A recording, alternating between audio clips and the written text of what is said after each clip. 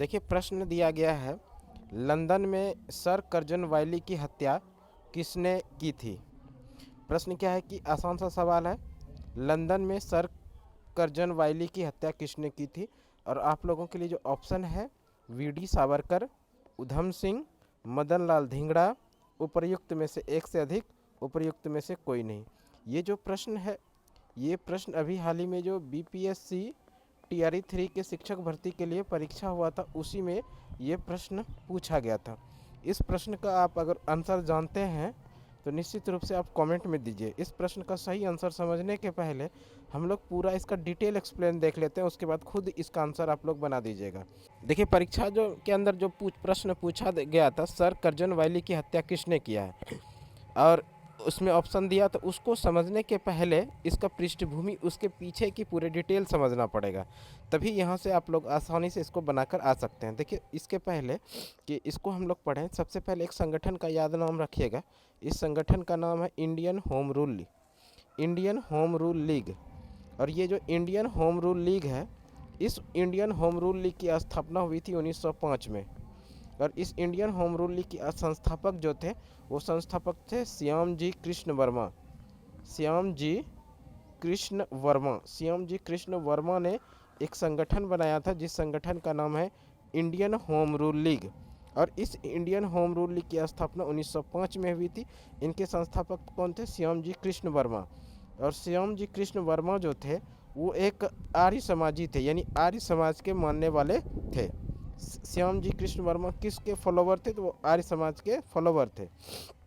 यहीं पर एक और प्रश्न बनेगा, इंडियन होम रूल लीग का नामकरण का श्रेय किसको जाता है, यानी कि इंडियन होम रूल लीग का जो नाम रखा था, इसका नामकरण किया था, वो हिडमैन ने किया था, हिडमैन। और ये हिडमैन के बारे में जानिए। हिडमैन जो है इंग्लैंड में ही एक समाजवादी नेता थे। इंग्लैंड के अंदर ही एक समाजवादी नेता थे जिसका नाम है हिडमैन। और इसी हिडमैन ने इंडियन होम रूल लीग का नामकरण किया था। एक और सवाल याद रखिएगा, श्याम जी कृष्ण वर्मा ने लंदन के अंदर ही इन्होंने एक हॉस्टल बनाया था, और ये हॉस्टल का नाम था इंडिया हाउस।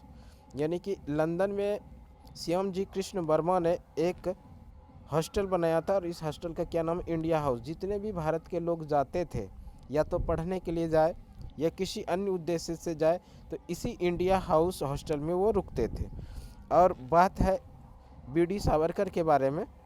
इंडिया हाउस, जब बीडी सावरकर अपना पढ़ाई के लिए लंदन गए थे, तो इसी इंडिया हाउस में वो रुके थे। और उसके बाद जो है, बीडी सावरकर के बारे में थोड़ा सा हम लोग समझते हैं। बीडी सावरकर ने एक संगठन बनाया था, और ये संगठन का नाम है अभिनव भारत संगठन। अभिनव भारत संगठन बनाया था बीडी सावरकर ने। और ये जो अभिनव भारत संगठन है, इसका बनाया था इन्होंने 1904 में। और ये अभिनव भारत जो संगठन था, ये इन्होंने भारत में बनाया था। उसी क्रम में बीडी सावरकर ने इंग्लैंड में भी एक संगठन बनाया था। और इंग्लैंड में जो संगठन बनाया था, इस संगठन का नाम है फ्री इंडिया सोसाइटी। इसको भी ध्यान रखिएगा, फ्री इंडिया सोसाइटी। इसका गठन किसने किया था? विनायक दामोदर सावरकर, यानी वीडी सावरकर ने। और वीडी सावरकर ने फ्री इंडिया सोसाइटी की स्थापना जो किया था, कहाँ पर? ये इन्होंने इंग्लैंड में किया था। और ये किस वर्ष किया था? 1906 में। तो बीडी सावरकर का दो संगठन हमेशा याद रखना चाहिए हम लोगों को। एक संगठन है अभिनव भारत संगठन, जिसकी स्थापना इन्होंने 1904 में किया था, और ये भारत में किया था। और दूसरा संगठन का नाम याद रखिएगा, फ्री इंडिया संगठन सोसाइटी। फ्री इंडिया सोसाइटी का स्थापना 1906 में किया था वीडी सावरकर ने। और कहाँ पर? तो इंग्लैंड में। और इसी फ्री इंडिया सोसाइटी से जुड़े हुए एक पारसी थी, जिसका नाम है मैडम भीखाजी कामा। और ये जुड़ी हुई थी मैडम भीखाजी कामा किस संगठन से? तो फ्री इंडिया सोसाइटी से। जो एक धर्म, इसका किस धर्म से संबंधित है मैडम भीखाजी कामा? तो ये पारसी धर्म से संबंधित है। मैडम भीखाजी कामा को भारत में भारतीय क्रांति की माँ के नाम से भी जाना जाता है। ये भी प्रश्न पूछा जा सकता है आप लोगों से कि भारत में बताइए, भारतीय क्रांति की माँ किसे कहा जाता है? भारतीय क्रांति की माँ कहा जाता है मैडम भीखाजी कामा को। मैडम भीखाजी कामा दादा भाई नेरोजी के निजी सचिव रही थी। मैडम भीखाजी कामा किसके निजी सचिव थे? दादा भाई नेरोजी के। और यही मैडम भीखाजी कामा जो है, 1907 में अंतर्राष्ट्रीय समाजवादी सम्मेलन जो जर्मनी के स्टुअर्टगार्ड में हुआ था, यहाँ पर इन्होंने भाषण के साथ पहली बार विदेशों में तिरंगा झंडा फहराया था? यहाँ से भी प्रश्न पूछा जाता है, विदेशों में पहली बार तिरंगा झंडा किसने फहराया था? तब हम लोग आंसर करेंगे मैडम भिखाजी कामा ने। कहाँ पर? जर्मनी के स्टुअर्टगार्ड में।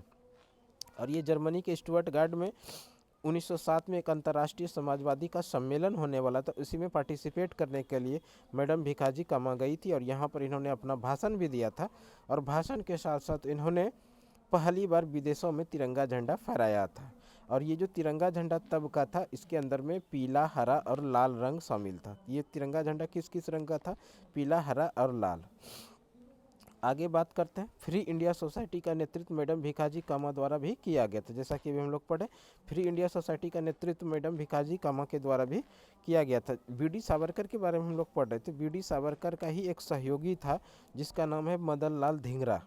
वीडी सावरकर का एक सहयोगी था जिसका क्या नाम है? मदन लाल धिंगरा। इसी मदन लाल धिंगरा ने करजन वैली और इसके साथ साथ में कोबास लोलक्का दोनों को गोली मारी थी। और ये कब मारा था? 19 जुलाई 1909 को। यही तो प्रश्न पूछा गया था, करजन वैली की हत्या किसने किया था? किसने किया था? मदन लाल धिंगरा ने किया था। और करजन वैली के साथ साथ में किसकी हत्या किया था इन्होंने? कोबास लोलक्का का भी। दोनों को गोली मारकर हत्या कर दिया था। और ये डेट था 19 जुलाई 1909 को।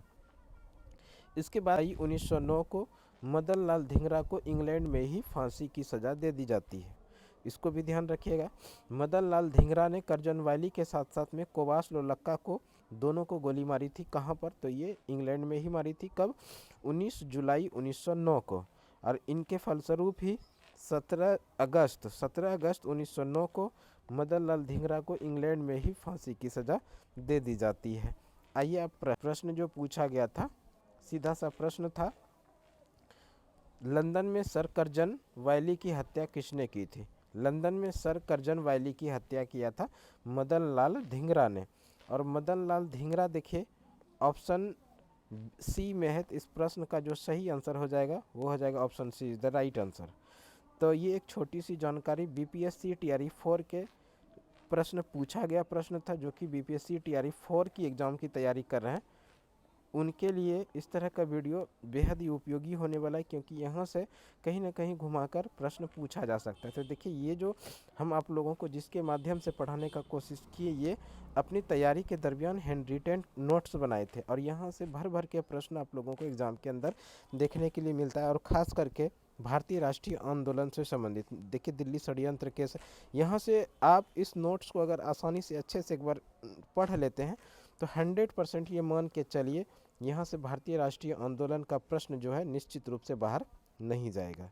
अगर आपको ये नोट्स चाहिए तो कमेंट में बताइए, हम नोट्स आपको अवेलेबल कराने का कोशिश करेंगे। तो एक छोटी सी जानकारी में भी आपके लिए उपयोगी जानकारी हो सकता है। Thank you so much.